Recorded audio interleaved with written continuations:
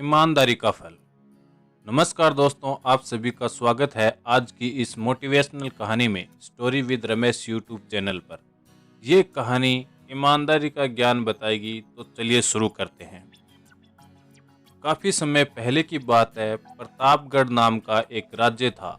वहाँ का राजा बहुत अच्छा था, मगर राजा को एक सुख नहीं था, वह ये कि उसे कोई संतान नहीं थी और वह चाहता था कि अब वह राज्य के अंदर किसी योग्य बच्चे को गोद ले ताकि वह उसका उत्तराधिकारी बन सके और आगे की बागडोर को सुचारू रूप से चला सके।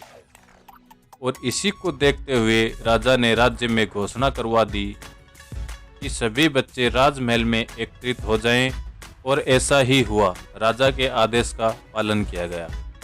राजा ने सभी बच्चों को पौधा लगाने के लिए भिन्न भिन्न प्रकार के बीज दिए और कहा कि अब हम 6 महीने बाद मिलेंगे और देखेंगे कि किसका पौधा सबसे अच्छा होगा।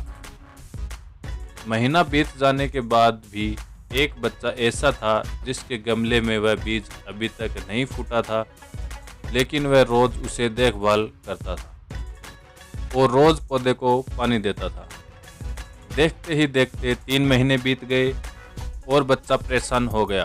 तभी उसकी माँ ने कहा, बेटा धैर्य रखो, कुछ बीजों को फलने में ज़्यादा वक्त लगता है। और वह पौधे को सींचता रहा। देखते ही देखते 6 महीने हो गए। राजा के पास जाने का समय भी आ चुका था, लेकिन वह बच्चा डरा हुआ था कि सभी बच्चों के गमलों में तो पौधे होंगे और उसका गमला खाली होगा। लेकिन वह बच्चा बहुत ईमानदार था और सारे बच्चे राजमहल में आ चुके थे। कुछ बच्चे जोश से भरे हुए थे क्योंकि उनके अंदर राज्य का उत्तराधिकारी बनने की प्रबल लालसा थी। अब राजा ने आदेश दिया, सभी बच्चे अपने अपने गमले दिखाने लगे, मगर एक बच्चा सहमा हुआ था क्योंकि उसका गमला खाली था। तभी राजा की नज़र उसके गमले पर गई। उन्होंने पूछा, तुम्हारा गमला तो खाली है। तो उसने कहा, लेकिन मैंने इस गमले की 6 महीने तक देखभाल की है। राजा उस बच्चे की ईमानदारी को देख के बहुत खुश था कि उसका गमला खाली है, फिर भी वह हिम्मत करके वहाँ तो आ गया। सभी बच्चों के गमले देखने के बाद राजा ने उस बच्चे को सभी के सामने बुलाया।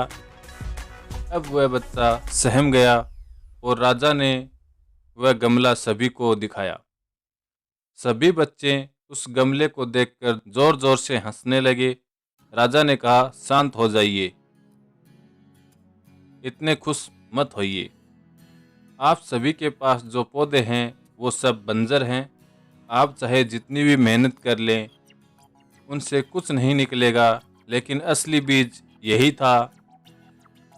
राजा उसकी ईमानदारी से बेहद खुश हुआ और उस बच्चे को राज्य का उत्तराधिकारी बनाने के लिए चुन लिया गया। ये थी आज की कहानी। आपको ज़रूर पसंद आई होगी, लेकिन इस कहानी से हमें क्या सीख मिलती है? इस कहानी से हमें सीख मिलती है अपने अंदर ईमानदारी का होना बहुत ज़रूरी है। इस कहानी से हमें ये शिक्षा मिलती है कि हम जो भी कार्य कर रहे हैं उसे लगातार करना चाहिए, क्योंकि लगातार करने से ही सफलता मिलती है। श्रोताओं, आशा करता हूँ आज की ये कहानी आपको ज़रूर पसंद आई होगी। कहानी अगर पसंद आई तो वीडियो को लाइक कर चैनल को ज़रूर सब्सक्राइब करें, ताकि हमारा मनोबल बढ़ता रहे और हम आपके लिए ऐसी ही नई नई कहानियाँ लेकर आते रहें।